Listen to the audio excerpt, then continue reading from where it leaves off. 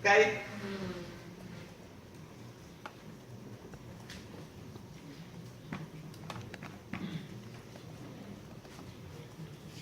How much is the residual sum of square of this model? What is the residual sum of square?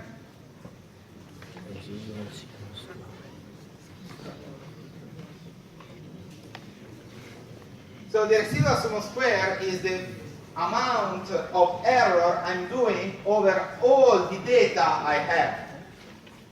So is a summation over all the data of the true y for a single sample minus the prediction I gave for that sample. So here the prediction is given by the linear model. So how's the formula for the prediction?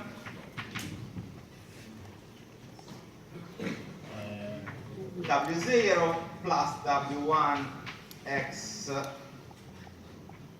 y1 plus 2x y2 plus W3 x y3, where these three values are the three inputs we selected from a specific sample. Okay?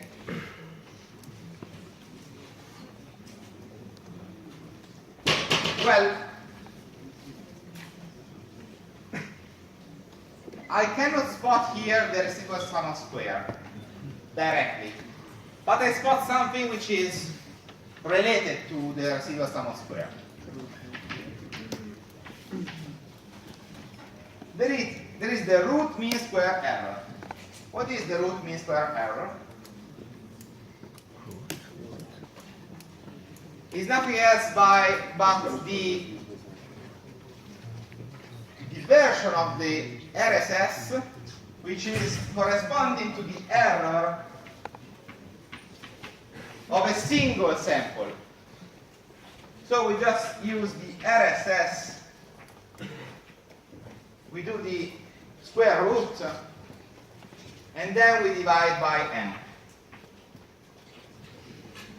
This is the average error I'm doing on a single data.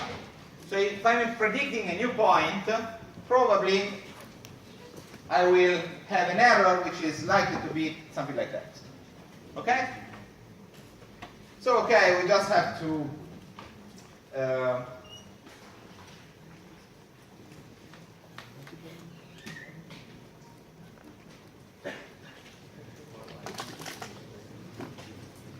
not sure about that. Yeah.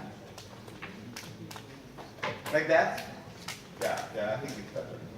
Okay, so just we can compute the RSS as n times RMSE squared. Okay?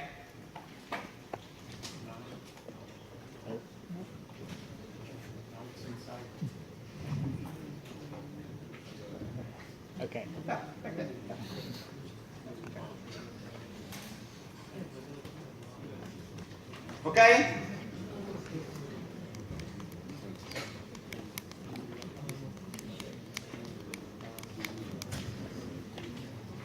Okay, so the fifth question, how much error is the model making on average on a new data point, is nothing else but the root mean square error. While for the variance explained by the model, what can we look at?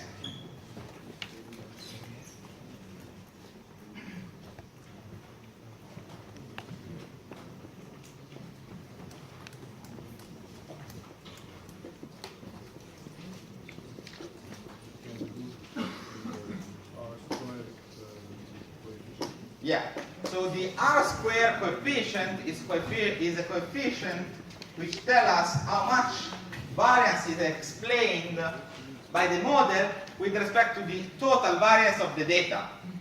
In this case, R squared is 0.51, so it means that roughly half of the variance of the data is explained by the model. Okay? The more the data are, let's say, line-shaped, the more the model probably will be able to explain the variance, so the more the R squared will be high. Okay? R squared or R squared adjusted? Okay, what's the difference between the two? R squared is just this value, while the R squared adjusted is trying to also adjust this value with respect to the number of parameters I'm using. If I'm using a model with a lot of parameters, so a really complicated model, probably I will be able to have a really high R squared, since I'm, for instance, interpolating my data, but this is not a good choice. I'm not producing a meaningful predictor. The R squared adjusted adjusts with respect to the number of parameters, so if there are a lot of parameters, it will lower the value of the R squared. So it's somehow balancing between the complexity of the model and the accuracy of the model. Okay?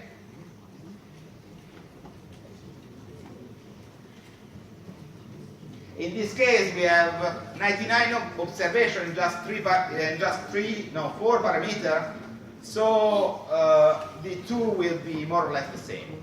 In much more complex model, the R squared and R squared adjusted might be really different one from each other. Okay? So since the question is asking us the effect of the model on a new data point, we should also consider the overfitting of the model. So we should okay. Just by looking at the model, if we look at the model and we think that the model is meaningful, then probably the RMST will be that estimation. I agree with you that if I'm overfitting, it is likely that I'm not guessing so good. Okay? This is an average value, by the way. So you don't have to expect that every time you will have exactly that error. You will have that, on average, you will have that error. Okay? But I agree with you. I mean, if you have a really overfitted model, probably the average error might be way larger. But that one is the average error on the training point. Right? Okay, but that's also an estimation. If you did everything right, and also the training set and the test set are coming exactly from the same function, the same distribution, then you will have that the error on the training point, on the training set, will be more or less the same on the test set. Except for the fact that the model can be overfitted. Yes, we will see how to cope with this kind of problem in the next lecture. I agree with you. It is not that every time RMSE is predicting your error. There are other techniques in order to predict, let's say, to have an estimate about the error of a new point. This is a rough estimate, okay? Could you please repeat how we should answer to the fourth question? So to the first question, I will have that fourth. The one with the R squared. R squared, okay. So R squared is the percentage of variance explained by the model. If you have R squared equal to 51, it means that 51% of the variance, of the total variance of the data are explained by the model. Clearly, if this value is really high, we are really happy, since, okay, apart from overfitting effect, if this value is really high, it means that we are somehow explaining more or less all the variance we have in the data, all the variation we have through the x, while if this value is really low, probably there is no correlation between the data also, and so probably the model is not meaningful. So I want R square approximate to 1. If I have R square equal to 1, I'm okay. Not equal to 1, it's near to 1, I'm happy. Okay?